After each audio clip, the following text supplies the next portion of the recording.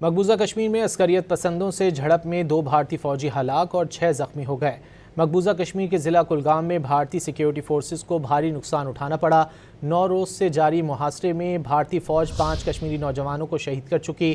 بھارتی میڈیا کے مطابق جمعے اور ہفتے کی درمیانی شب عسکریت پسندوں کے ساتھ شدید فائرنگ کے تبادلے میں 2 بھارتی فوجی ہلاک اور 6 زخمی ہو گئے۔ 2 اہلکاروں کی حالت تشویشناک ہے۔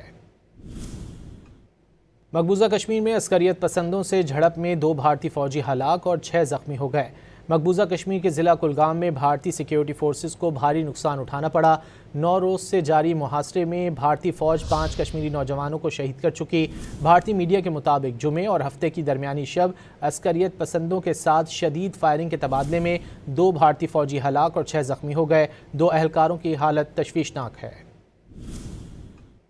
مقبوضہ کشمیر میں عسکریت پسندوں سے جھڑپ میں 2 بھارتی فوجی ہلاک اور 6 زخمی ہو گئے۔ مقبوضہ کشمیر کے ضلع کلگام میں بھارتی سیکیورٹی فورسز کو بھاری نقصان اٹھانا پڑا۔